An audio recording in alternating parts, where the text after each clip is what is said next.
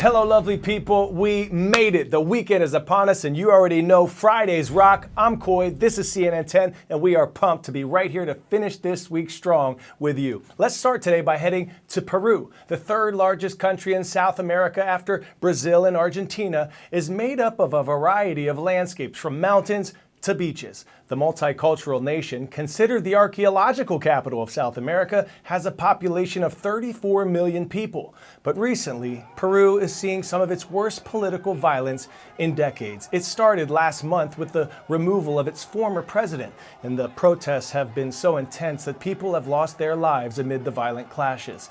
The citizens aren't just protesting the most recent change in government, they're also upset about the political system that's governed for the last 20 years. The people at the center of the protests are from the Andean regions, which are more rural and remote, away from big cities. Many experts say the protests illustrate deep divisions within this diverse country. More now from Stefano Pazziban reporting on this story for CNN International. Peru is seeing some of its worst violence in recent decades after the ousting of former President Pedro Castillo has led to protesters throughout the country to call for political change, particularly in the south, where dozens of people have been killed in clashes with the police. But these protests are about so much more than former President Castillo. Peru has been experiencing a deep political crisis for years. The current president, Dina Boluarte, is the sixth head of state in less than 5 years. And even if she were to go, like some of the protesters are now demanding, a solution to the crisis is hard to see. Both the presidency and Congress are widely discredited and are perceived as corrupted institutions. Only 21% of Peruvians said that they are satisfied with democratic rule in a 2021 poll by La Pop, a survey research laboratory at Vanderbilt University. And 1 in 2 Peruvians think that the military takeover is justified when corruption is high. Even though the country has experienced an economic boom in recent years, the expectations of better living conditions have not been fulfilled.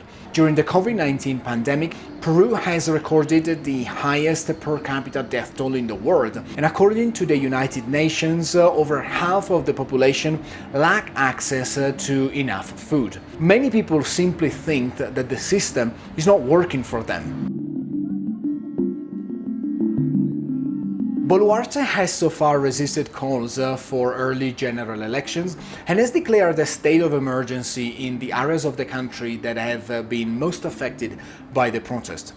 The Attorney General has opened an inquiry into Boluarte's handling of the unrest, and it's hard to predict how the situation will be in the near future. However, even if calm were to be restored in Peru, the root causes of this crisis still need to be addressed.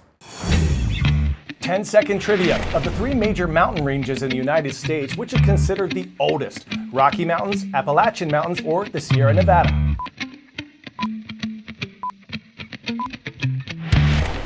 Appalachian Mountains is your answer here. Home to America's longest hiking-only trail. They're thought to have been formed around 480 million years ago.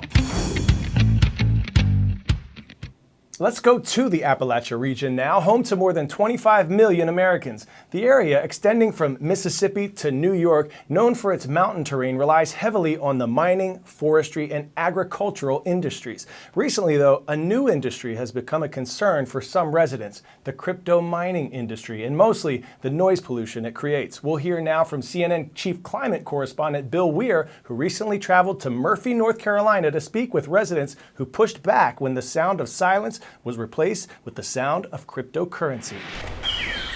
This is a sound of Green Mountain Farm, certified by Quiet Parks International as one of the most peaceful spots in North Carolina, thanks to their rare local enforcement of laws against noise pollution. Meanwhile, about 90 minutes away, beautiful Cherokee County sounds like this.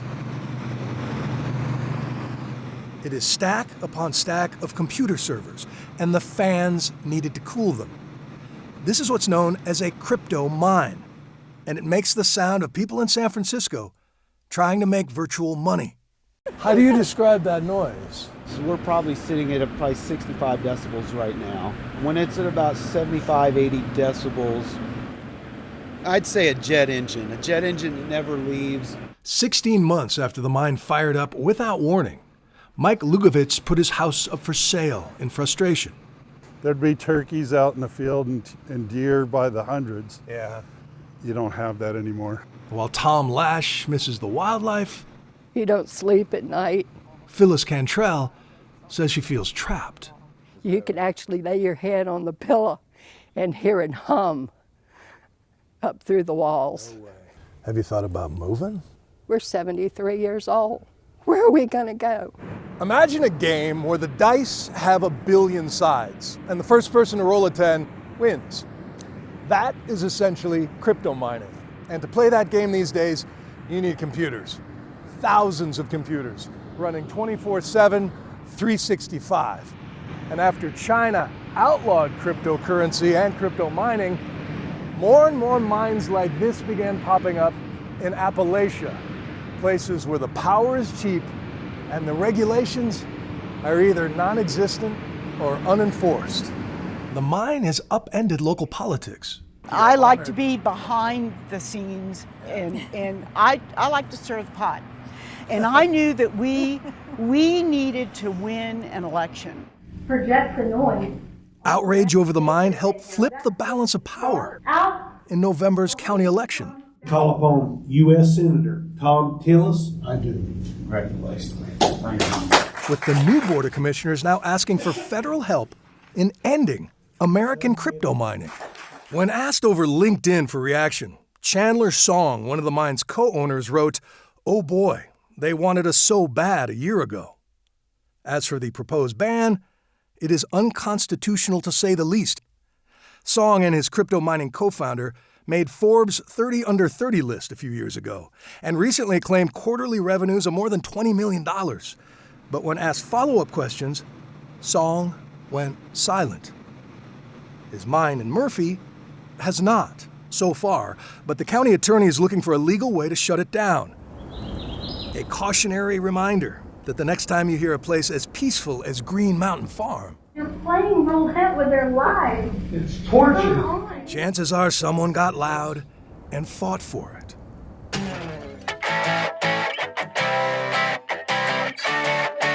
And for today's story, getting a 10 out of 10, an artist that can recreate almost exact replicas of iconic marble sculptures. Here's the thing, the artist is a robot. Italian tech company Robotor created a 13-foot-tall stone chiseling Michelangelo Bernini wannabe that's recreating a famous 19th century Italian sculpture here. The 3D scans are used to analyze, assess, and then carve away. The company says recreations are 99% faithful to the original. One thing's for sure though, they'll never completely be able to replicate the human touch. This brings to mind a thought I'd like to leave you with this week. The type of person you'll become isn't determined by what you do, but how you do it. Carry love, peace, and happiness with you into this weekend, and shout out to Roland Story Middle School in Roland, Iowa. Go Norsemen! Remember, you are all more powerful than you know. I'm Coy, this is CNN 10. It's been a blessing to spend this week with you.